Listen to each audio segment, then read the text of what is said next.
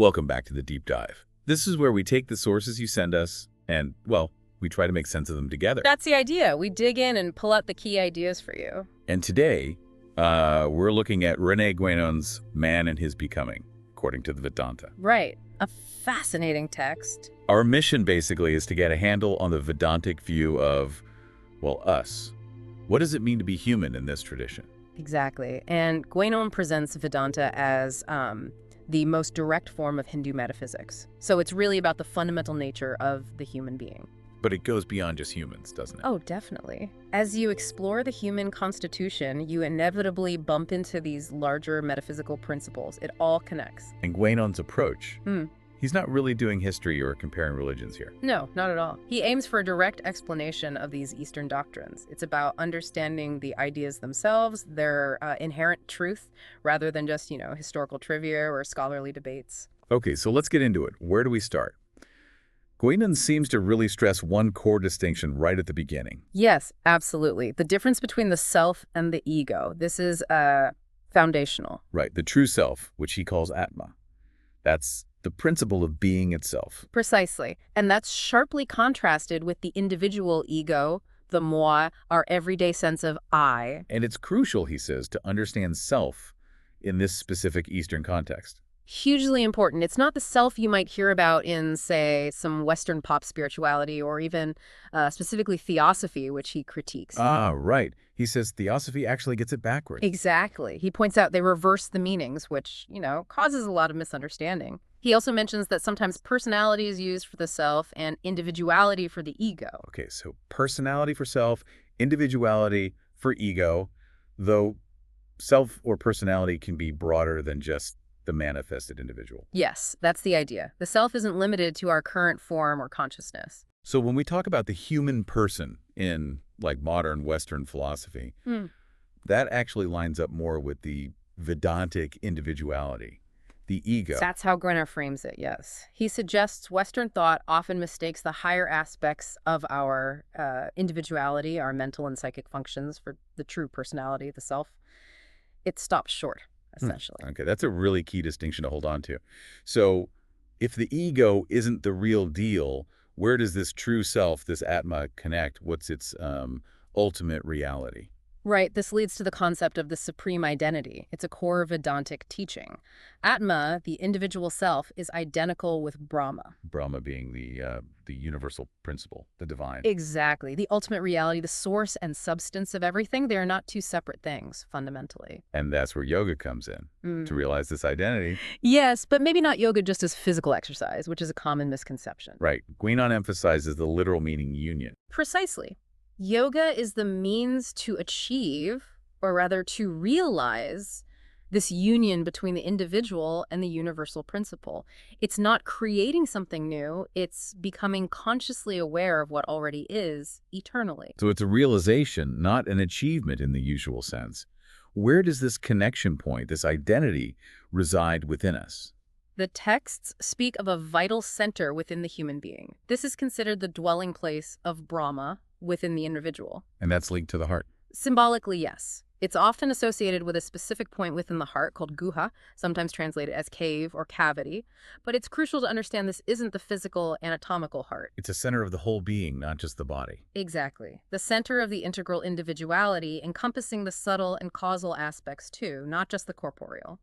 You mentioned a symbolic link earlier between the heart and intelligence. Ah, yes. There's a traditional correspondence where the heart symbolizes direct intuitive intelligence, sometimes called al-aqlu, in Islamic esotericism, representing universal intelligence. And the brain. The brain is seen more as the instrument of reflective thought, of analysis and reasoning.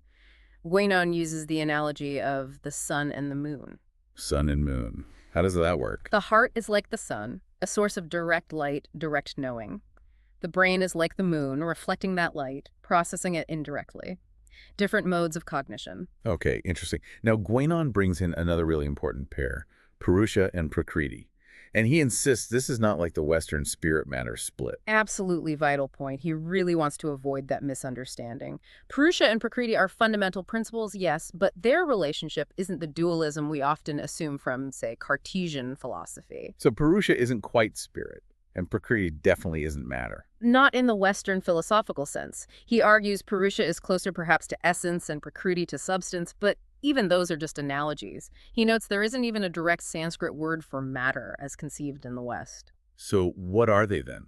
He mentions Greek terms. He suggests the Greek concepts of eidos, essence form, and hyle, primordial substance potentiality, might offer a slightly better parallel, though still imperfect. Okay, and Prakriti.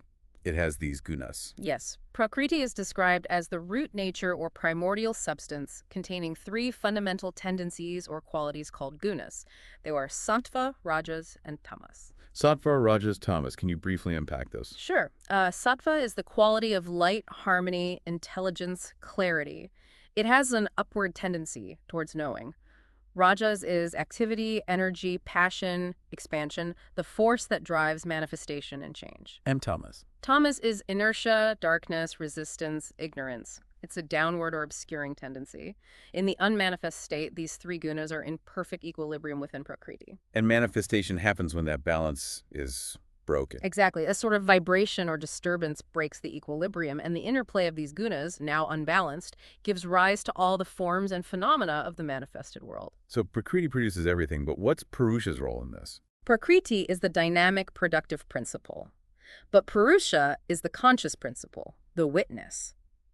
Guénon describes Purusha's role as actionless activity. Its mere presence illuminates Prakriti and gives reality to its productions. Like the light needed to see a reflection. That's a good analogy. Without Purusha's presence, Prakriti's manifestations would be inert, unrealized potential, lacking true being. Purusha doesn't do anything in the active sense, but its presence is what makes manifestation actual. Okay. Now, shifting slightly, Guénon talks about different conditions or states of Ātma within the human being. These aren't just personality differences. No, not at all.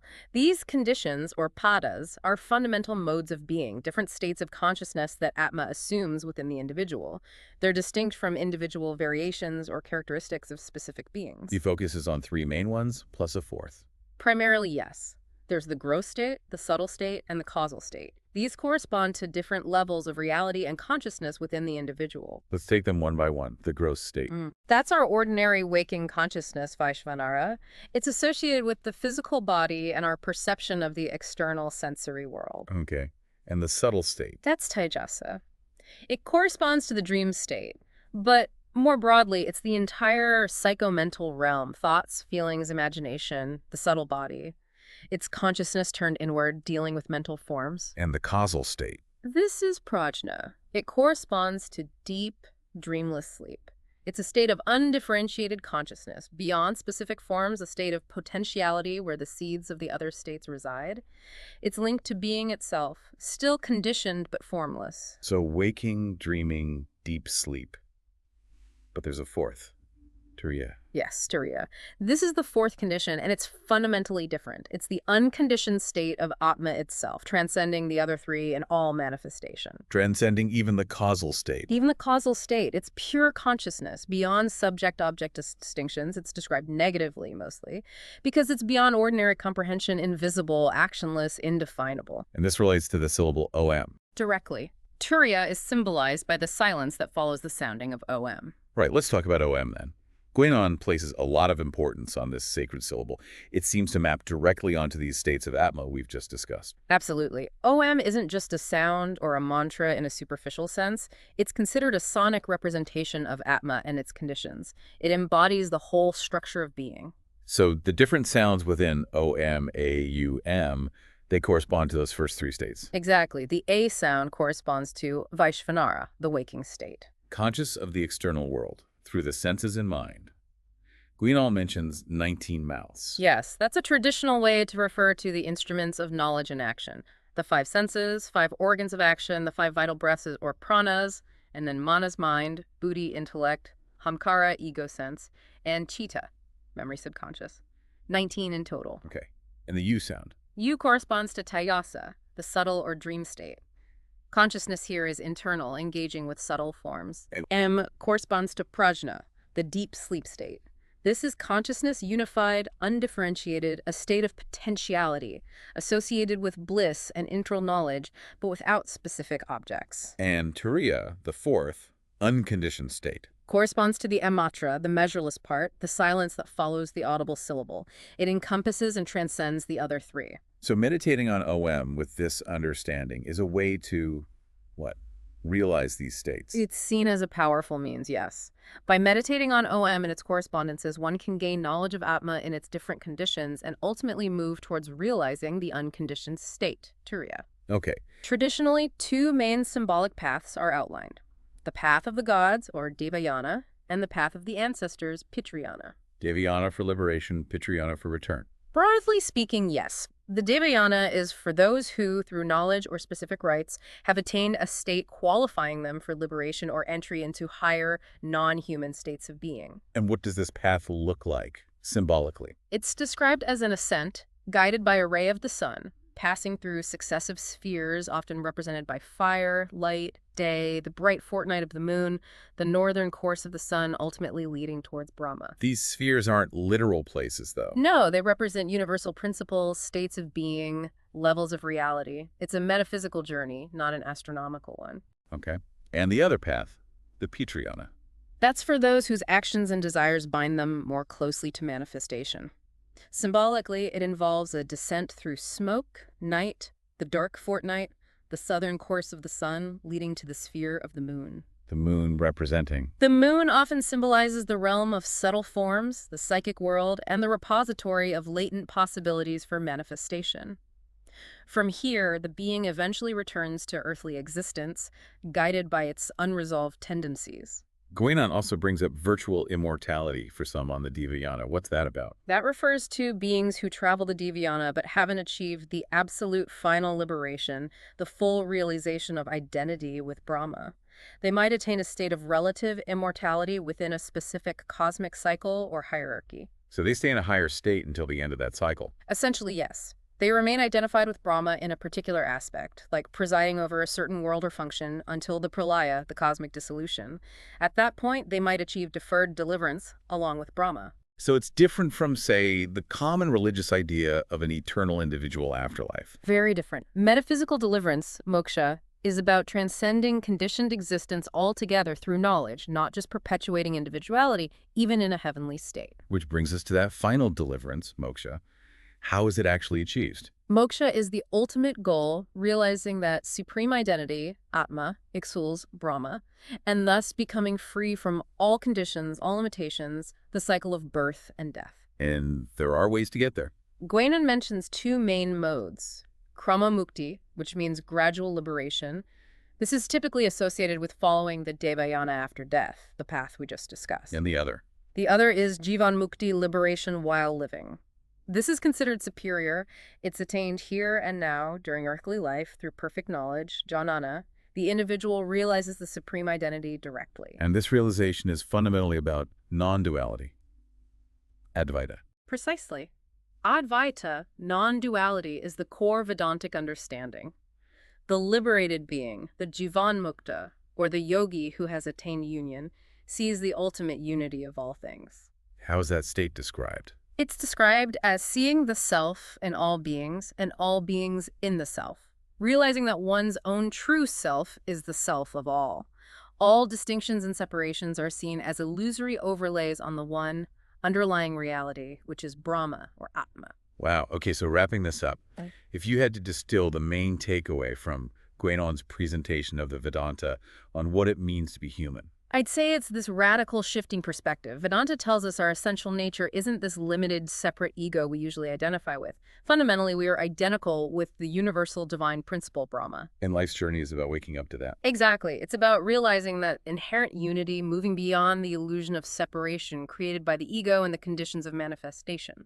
That initial distinction we talked about, self versus ego, seems like the absolute starting point for all of this. It really is. Understanding that the self is universal, not personal in the ordinary sense, is key. And then exploring those different states of consciousness, maybe through something like meditating on RM, helps make that less abstract. It definitely gives you a lot to chew on. You know, thinking about how this view of the self, this ultimate unity, really bumps up against a lot of Western assumptions about, well, individuality, progress, what we're even striving for. It certainly does. It invites a different kind of introspection, doesn't it? A questioning of who or what you truly are. Definitely something to reflect on. Thanks for guiding us through that. My pleasure. It's deep stuff.